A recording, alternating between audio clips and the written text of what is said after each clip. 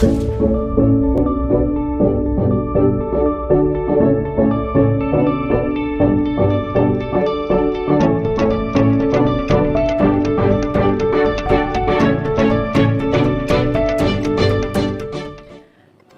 The Warriors. Halo, ketemu lagi. Kita akan membicarakan tentang kebenaran firman Tuhan. Beberapa waktu yang lalu, saya pernah membaca sebuah buku berjudul The Purpose Driven Life. Pada bab yang kelima, itu membicarakan tentang memandang kehidupan dari sudut pandang Allah.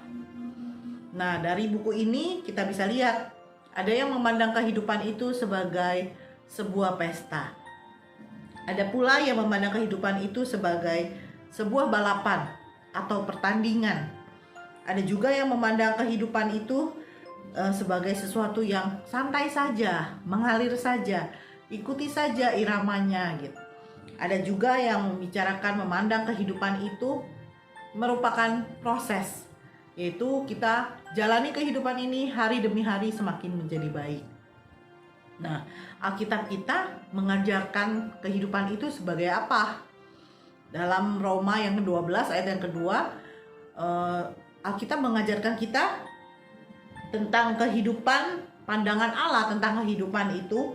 Dikatakan kalau kehidupan itu merupakan sebuah ujian. Apa sih ujian itu? Maksudnya dia dikatakan sebagai sebuah ujian. Tuhan itu akan terus menguji kehidupan kita di bumi ini. Karakter kita, iman kita, ketaatan kita, kasih kita, integritas kita, bahkan kesetiaan kita sama Tuhan pun Tuhan akan uji. Nah, sudah belum kita jalani kehidupan ini dengan benar, sesuai dengan kehendaknya Tuhan? Saat ini saya mau bicarakan tentang menjadikan hidup kita itu berarti, yang sesuai dengan kehendak Tuhan. Yang bisa kita lihat di sini, yang pertama, kita punya kehidupan, kita punya rencana, ada planning yang harus kita kerjakan. Nah, yang pertama, kita harus ikut sertakan Tuhan. Mengikut sertakan Tuhan dalam seluruh aspek kehidupan kita. Supaya apa? Supaya kehidupan kita itu menjadi berarti di dalam Kristus. Kita harus lakukan segala sesuatunya di dalam nama Tuhan Yesus. Selalu libatkan Tuhan, andalkan Tuhan dalam apapun yang kita buat. Itu yang pertama. Yang kedua, kita lihat kehidupan itu kan sebagai rutinitas. Kita sudah jalani kehidupan itu. Nah, kehidupan itu Tuhan berikan bagi kita. Kita harus menjalani kehidupan itu sebagai miliknya Tuhan. Tuhan yang sudah memberikan hidup itu bagi kita semua. Artinya, kita nggak boleh lagi sembarangan memakai kehidupan ini seenaknya, sesuka hati kita. Tapi jadikan hidup ini sebagai miliknya Tuhan. Jalani kehidupan ini udah sesuai belum sama apa yang Tuhan mau. Bukan lagi sama apa yang kita mau, tapi sesuai dengan kehendak Tuhan. Itu yang kedua. Nah, yang ketiga, kita bisa punya suami, kita bisa punya anak, kita bisa bekerja, kita bisa bersekolah. Apapun yang kita lakukan itu harus kita ingat, semuanya itu dari Tuhan. Dari Tuhanlah kita bisa melakukan semuanya itu. Jadi yang ketiga, jangan ada lagi kesombongan dalam hidup kita.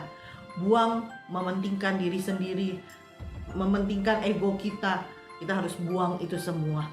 Yang harus kita tinggikan nama Tuhan yang sudah memberikan kehidupan itu.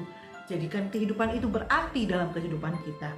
Nah, itu yang ketiga. Yang keempat, apa yang harus kita lakukan supaya kehidupan kita itu menjadi berarti? Lakukan perbuatan baik di dalam kehidupan kita. Lakukan semua perbuatan baik. Dalam Yakobus 4 ayat 17 dikatakan, kalau orang sudah tahu perbuatan baik tapi tidak melakukannya, dia berdosa. Jadi, apa yang kita tahu tentang perbuatan baik? Lakukan semua. Walaupun kita sakit, walaupun tidak enak, itu yang harus kita lakukan. Saat kita kerjakan 4 hal ini, maka kehidupan kita akan menjadi berarti. Kehidupan kita akan kita jalani sesuai dengan prosesnya Tuhan, sesuai dengan apa yang Tuhan inginkan dalam kehidupan kita. Semoga jadi berkat supaya kita semua bisa diberkati dan kehidupan kita bisa menjadi berarti. Selamat beraktivitas.